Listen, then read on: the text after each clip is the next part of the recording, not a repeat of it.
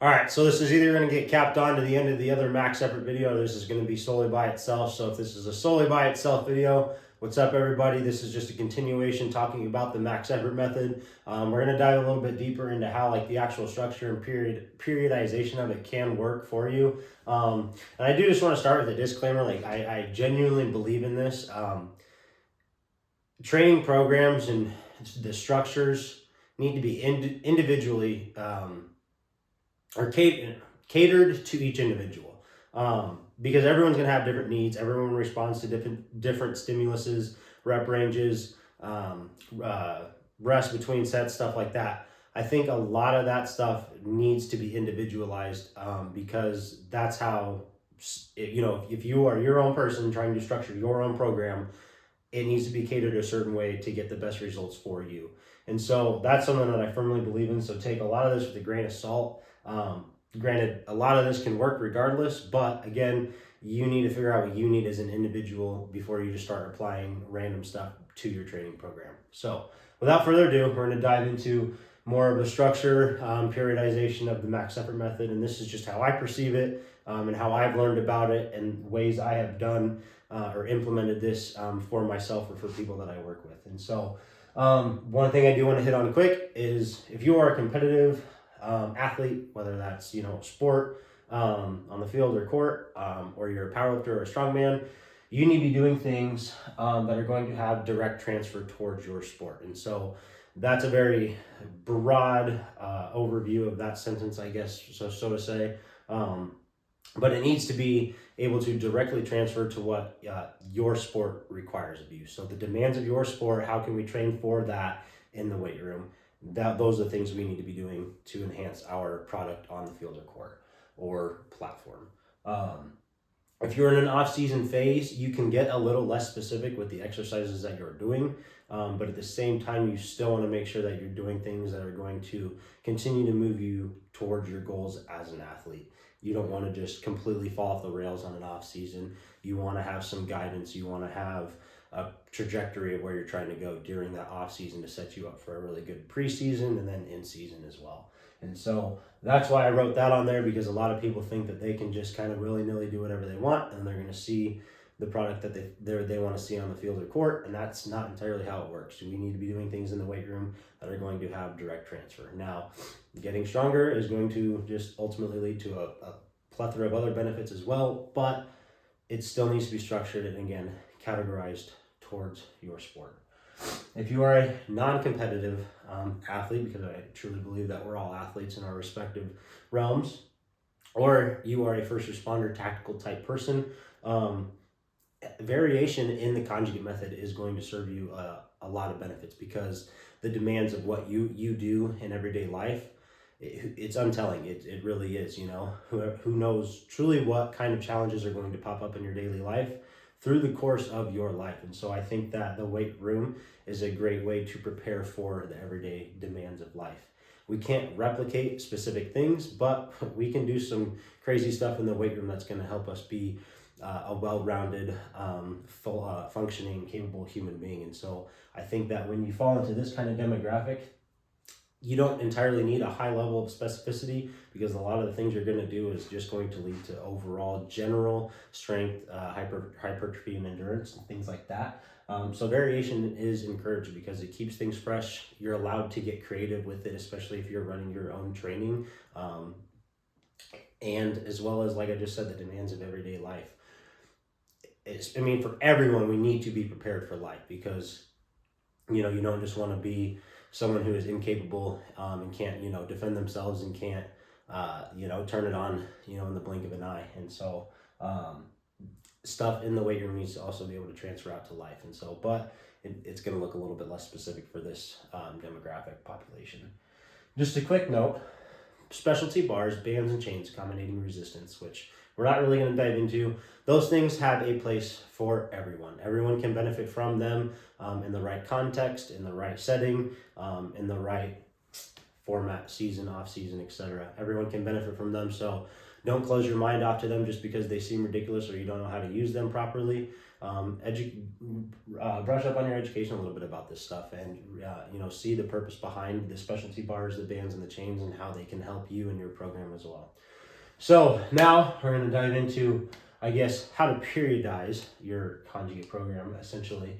So as you can see, this is just a few of the ways that I've stumbled upon in the last couple months since really diving into this, the conjugate method and stuff like that. And so these are just some very brief templates, if you even want to call it that, more so outlines of how essentially you could structure and periodize your conjugate, max effort work. So if we want to rotate weekly or every 2 to 3 weeks, we're really just rotating how we're doing the movement or what lift we're doing. So this can look a lot of different ways. If we're changing every week, I like to go a squat and then a deadlift, or a squat, deadlift. You don't really want to deadlift heavy every single week because that is going to extremely tax your central nervous system and really build up fatigue faster than a traditional squat or even just like a good morning, a hinge movement would. And so we want to just make sure that we're not continuously balls out, deadlifting every single week. And so heavy deadlift after max effort squat, getting some sub max effort work in, that's a good idea, but not, like I said, balls out every single week. If we're going to rotate every 2 or 3 weeks, then the goal for that is, if you're keeping the movement the same, if we're doing the week 1, we're just kind of feeling it out in week 2.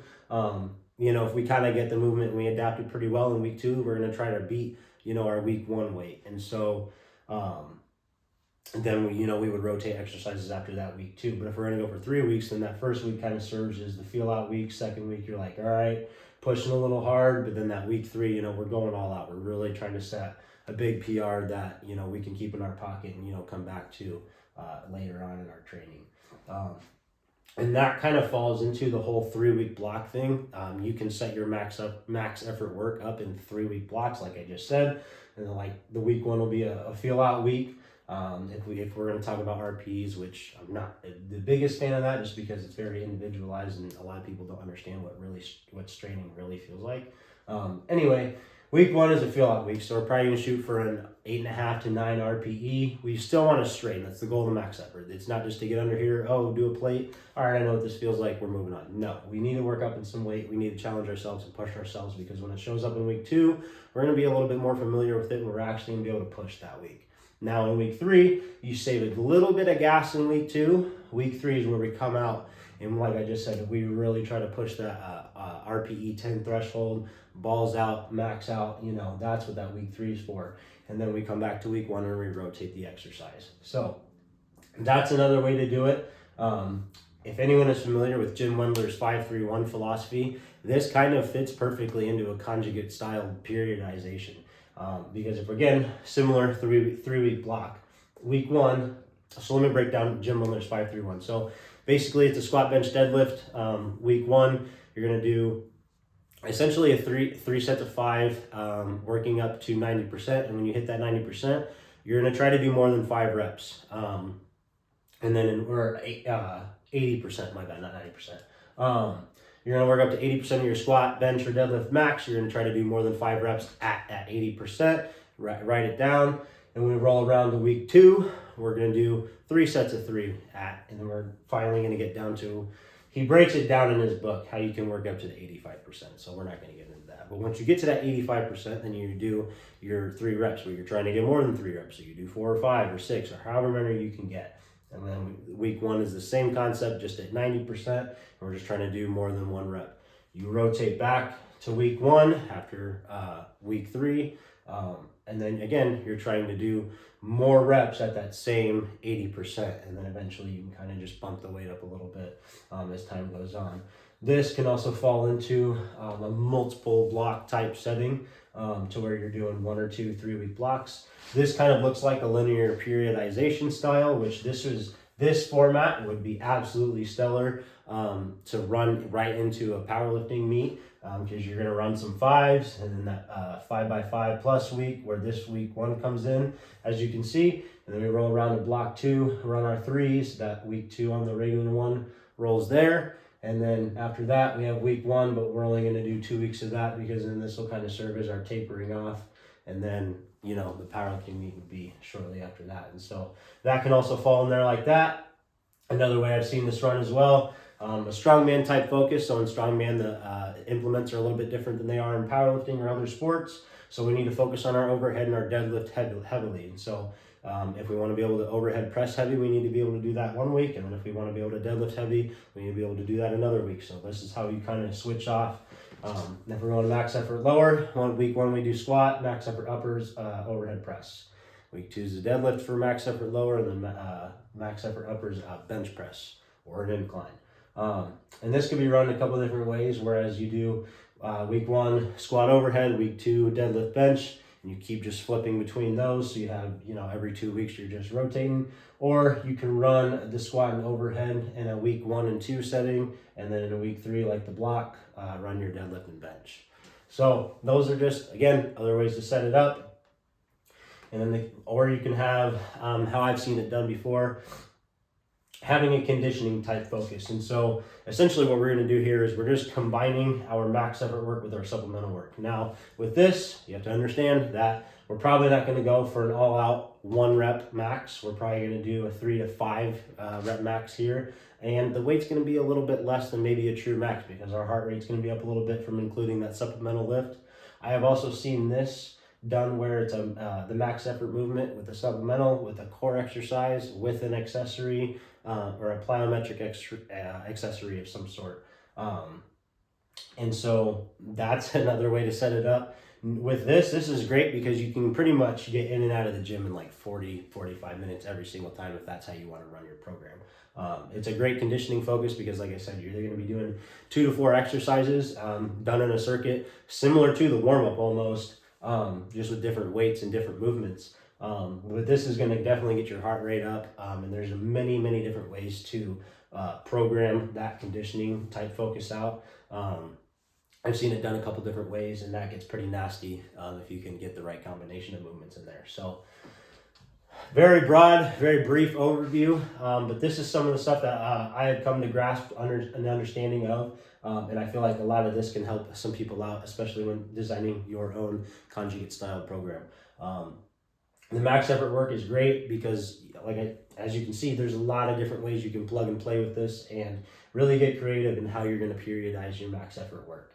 Because like I said, the purpose of that max effort work is so we can get a strain, get a stimulus upon our CNS and really push ourselves and use it as a test to see if our supplemental work, our accessory work, our warm-ups and our recovery is working, because that's our tester, as people like to call it. So thank you for tuning in. Please subscribe. Don't feel free to like, share, and comment. If you have any questions, drop them below. Would love to have conversations about this stuff. And anyway, if you have any other questions specifically about this stuff and how you can cater it towards your goals, please feel free to reach out. My Instagram is abe_strength. Email is abestrength@gmail.com. Get at me. Would love to help everyone that I can, answer any questions possible. Thank you guys. Get after it today. Be great.